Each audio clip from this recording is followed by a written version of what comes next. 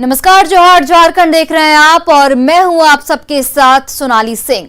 Corona संक्रमण को देखते हुए झारखंड सरकार ने रांची में इस साल भी भगवान जगन्नाथ की रथ यात्रा निकालने की मंजूरी देने से इनकार कर दिया, जिसे लेकर बीजेपी ने सवाल उठाया है।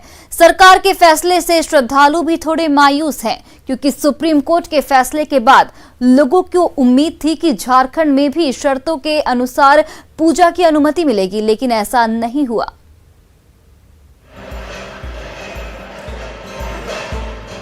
रथ यात्रा की ये तस्वीरें ओडिशा के पुरी की हैं, जहां रथ यात्रा तो निकाली गई, लेकिन एहतियात के साथ गाइडलाइंस का पूरी तरह से पालन किया गया। कोरोना संक्रमण के खतरे को देखते हुए सुप्रीम कोर्ट ने रथ यात्रा के लिए कुछ शर्तें तय की हैं, जिससे धार्मिक मान्यताएं भी बनी रहें, साथ ही लोगों के स्वास्थ्य से भी खिलवाड़ न हो। लेकिन झारखंड सरकार ने इस साल भी भगवान जगन्नाथ की रथ यात्रा निकालने की मंजूरी नहीं दी है। मुख्यमंत्री हेमंत सोरेन अपनी पत्नी के साथ धुरवा स्थित जगन्नाथ मंदिर पहुंचे, जहां उन्होंने मंदिर का पट बंद होने के कारण बाहर से ही भगवान की पूजा की। सीएम ने भगवान जगन्नाथ से कोरोना के खात्मे की कामना की। आस्था के प्रति हम अपने अपने घरों में ही, अपने अपने दिल में ही भगवान की आराधना कर रहे हैं। आज मैं भगवान का पट बंद होने के बावजूद मैं उनके दरवाजे के चौखट पे आया हूं और सर झुकाकर इस राज्य को, इस देश को इस संक्रमण से बाहर निकालने की विनती कर रहा हूं। झारखंड में रथ यात्रा को मंजूरी नहीं देने पर बीजेपी ने सरकार पर निशाना साधा है और सवाल पूछा है कि जब पुरी में रथ यात्रा नियम और शर्तों के साथ निकल सकती है तो रांची में क्यों नहीं। झारखंड की सरकार सनातन की आस्था पर प्रहार करने का एक भी मौका नहीं चूकती। एक तरफ एक आंख में काजल तो दूसरी आंख में सुरमा। आपने देखा होगा कि जब पुरी में भगवान जगन्नाथ की रथ यात्रा कोरोना नियमों का पालन कर निकल सकती है, तो फिर झारखंड में क्यों नहीं।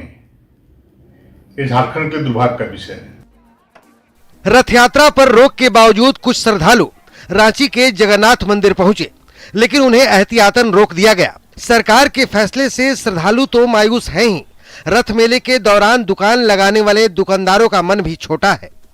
ये लॉकडाउन के कारण हम लोग एकदम फेरी वाला भूखे मर रहे हैं। कोई मेला बासुकीनाथ नहीं चल रहा है, बाबा धाम नहीं चल रहा है। जगन्नाथ यहाँ आए हैं, यहाँ भी देखिए हालत खराब बंद है, इसलिए तो यहाँ आए हैं।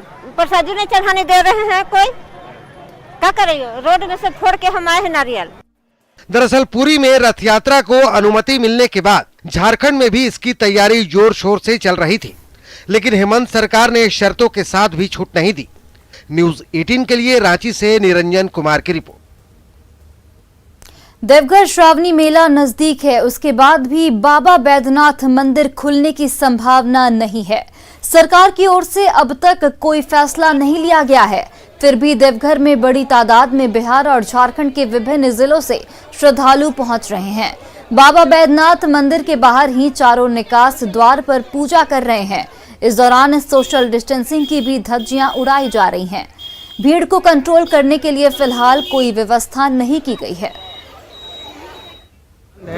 तब से नहीं आए हैं, पर अब हम लोग पूरे परिवार ने निर्णय लिया कि नहीं, अब जो है हम लोग एक बार जाके दर्शन करके बाबा का आएंगे। इसलिए हम लोग आज आए हैं दर्शन करके, और मंदिर तो बंद है, बाहर से ही दर्शन करेंगे, पर मन संतुष्टि हो जाएगा थोड़ा सा कि आए आज। झारखंड में समय के साथ 20 सूत्री और निगरानी समिति के गठन का मामला गहराता जा रहा है। हेमंत सोरेन सरकार में शामिल कांग्रेस के अंदर इस बात को लेकर नाराजगी अपने चरम पर है, जबकि जेएमएम इस मुद्दे पर चुप्पी साध कांग्रेस की बेचैनी को बढ़ा रही है। राज्य सरकार गठन के 1.5 साल बाद आलम यह है कि समिति गठन के सवाल पर भी सत्ताधारी दल के पास कोरोना संक्रमण का बहाना छोड़ कोई दूसरा रास्ता नहीं सूझ रहा।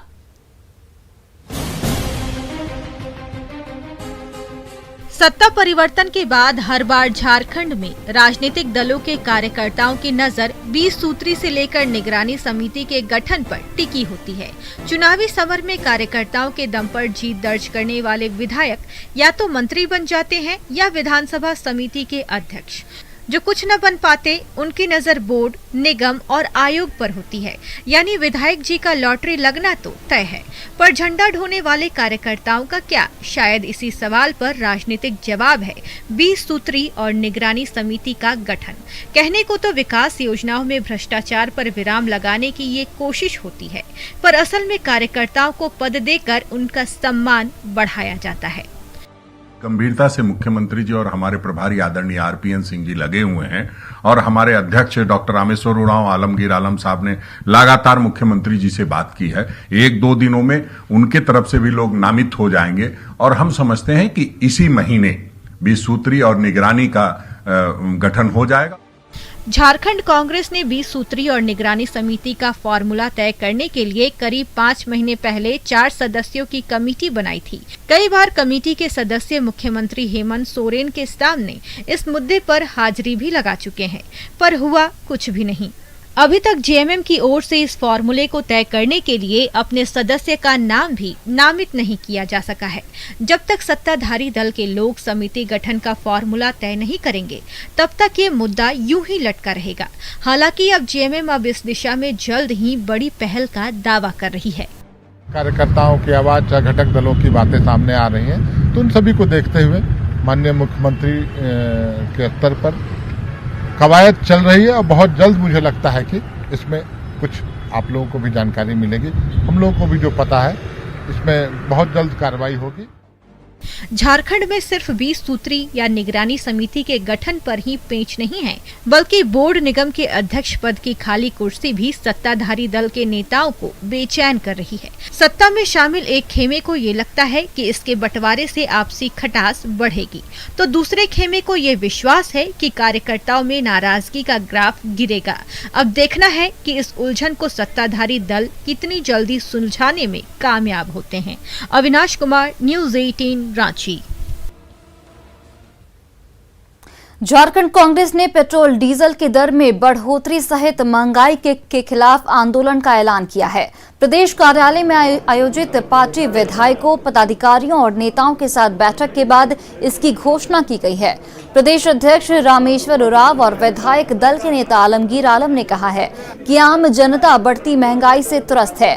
प्रदेश कांग्रेस ने बढ़ती महंगाई के खिलाफ 17 जुलाई को जिला मुख्यालय पर साइकिल यात्रा करने का फैसला लिया है। ये यात्रा 5 किमी लंबी होगी और पार्टी के नेता इसमें शामिल होंगे। वहीं 19 जुलाई को पेट्रोल पंप पर हस्ताक्षर अभियान चलाकर आम लोगों का समर्थन हासिल किया जाएगा, जबकि 28 जुलाई को राज्य स्तरीय जुलूस प्रदर्शन का ऐलान किया गया है। इस जुलूस प्रदर्शन में पार्टी के विधायक और सांसद हिस्सा लेंगे।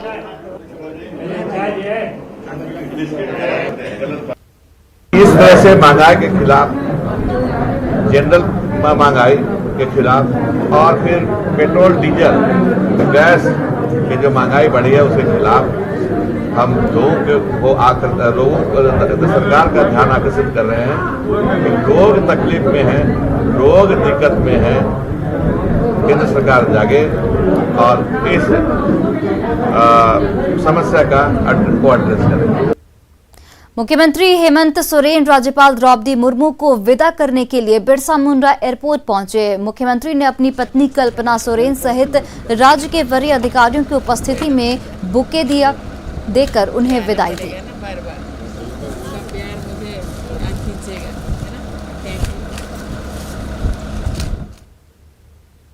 रांची के रिम्स में आज से सभी तरह के रूटीन ऑपरेशन की शुरुआत की गई है। कोरोना के खतरे को देखते हुए रिम्स में सामान्य और रूटीन ऑपरेशन पर रोक लगा दी गई थी, लेकिन संक्रमण की रफ्तार कम होने के साथ ही रिम्स में फिर से बाकी बीमारियों का इलाज और ऑपरेशन शुरू कर दिया गया है। कई महीनों तक सन्नाटा पसरा रहा, लेकिन अब यहाँ लोगों की भीड़ लगने लगी है। दरअसल कोरोना के खतरे को देखते हुए रिम्स में सामान्य और रूटीन ऑपरेशन पर रोक लगा दी गई थी। रांची के रिम्स अस्पताल में सोमवार से सभी तरह के ऑपरेशन की शुरुआत हो गई। इसे लेकर रिम्स प्रबंधन ने सभी विभागाध्यक्षों को निर्देश भी जारी कर दिया।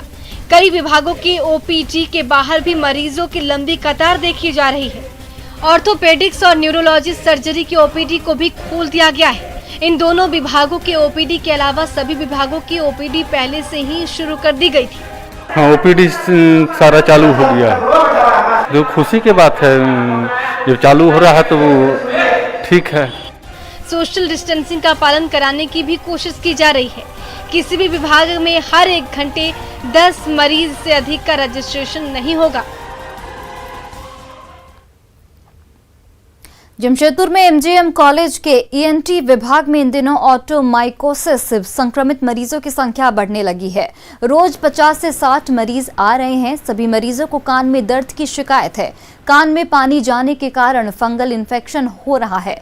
डॉक्टरों ने सलाह दी है कि लोग कान में पानी नहीं जाने दें। कान की सफाई करने के लिए गंदी लकड़ी, कागज, माचिस की तिल्ली का इस्तेमाल नहीं करें। कान में बस पानी नहीं जाने देना चाहिए। यूजुअली लोग ऐसे वॉश करते हैं ना, ईयर या ये तेल डालते हैं, तो ये सब चीज़ नहीं करना चाहिए। ये फंगल जो ग्रोथ है उसको फ्लरिश करता है, मतलब और बढ़ता है उससे फंगल ग्रोथ। धनबाद के बाघमारा में बड़की बस्ती के गुलाम सरवर मुंह के कैंसर से पीड़ित हैं। सरवर के माता पिता इलाज के लिए लगभग जिले के कई सरकारी अस्पताल समेत टाटा मेमोरियल अस्पताल मुंबई जैसे निजी अस्पताल का भी चक्कर लगा चुके हैं, लेकिन कोई फायदा नहीं हुआ। बीमार बूढ़े माता पिता आर्थिक तंगी से भी जूझ रहे हैं और उन्हें उनके बेटे के इलाज के लिए सरकारी और सामाजिक मदद की जरूरत है। सरवर और उनके माता पिता गांव में ही मनरेगा में मजदूरी का काम करते हैं। बहुत दिक्कत हो गई। गिदर टाई हमार हल खटने वाला गिदर हल, तो मजबूरी काम कर हल, माटी ताटी कोड़ो हल, घरे यार को मजबूरी से ही चलो है।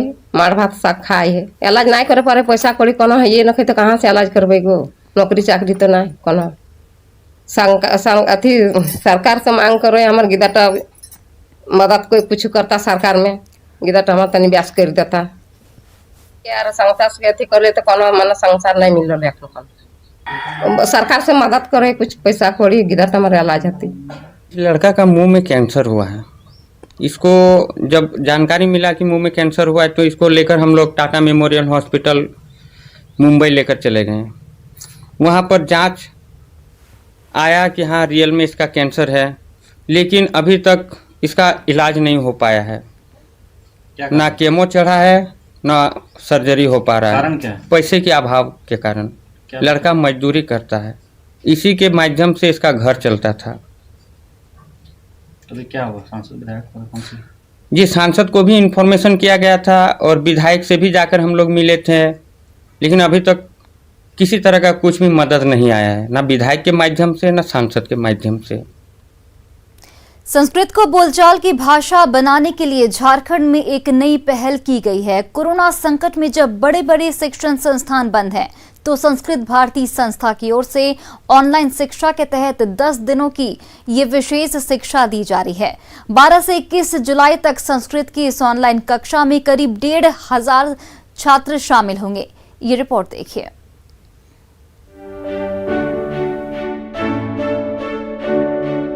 आज की तारीख में जब हाई प्रोफाइल लाइफ के लिए समाज engineering, medical, MBA, computer science, अंग्रेजी, फ्रेंच और जर्मन भाषा के पीछे भाग रहा है, तब झारखंड में दुनिया की सबसे प्राचीन भाषाओं में से एक संस्कृत को संस्कार और संस्कृति से जोड़े रहने की नई पहल की गई है। संस्कृत भारती संस्थान ने वैदिक काल और गुरुकुल की तरह संस्कृत को एक बार फिर से बोलचाल की भाषा बनाने का बीड़ा उठाया है, वो भी बिल्कुल मुफ्त।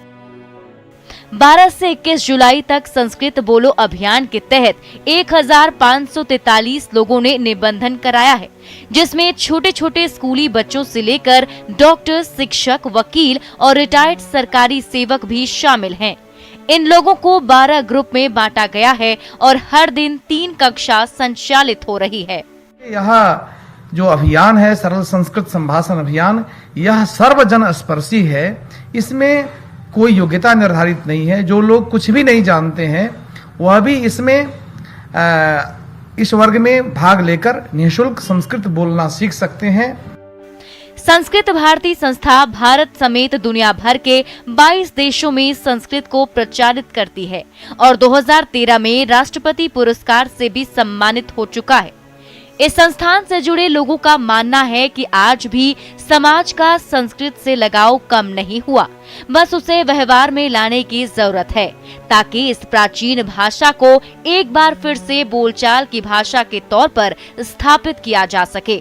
10 दिन में हम लोग 2 घंटा प्रतिदिन समय लगाकर और कहिए कि 20 घंटे में संस्कृत सामान्य बोलचाल सिखा देते हैं और उसके बाद फिर आगे जो जानना चाहते हैं वो आगे देखते हैं और इसी रूप में संस्कृत को बोलचाल की भाषा हम बनाने के लिए लगे हुए हैं। संस्कृत को सभी भाषाओं की जननी भी कहा जाता है। वेदों में इसका साफ तौर पर उल्लेख भी है, पर आज संस्कृत भाषा को लोग भूल रहे हैं, उससे दूर हो रहे हैं और इसी दूरी को पाटने की कोशिश संस्कृत भारती की इस नई पहल में दिखती है। जरूरत है संस्कृत के साथ जुड़ने और इस प्राचीन भाषा को वर्तमान की भाषा बनाने की। अविनाश, न्यूज़ 18, रांची। और फिलहाल रुकते हैं एक छोटे से ब्रेक के लिए।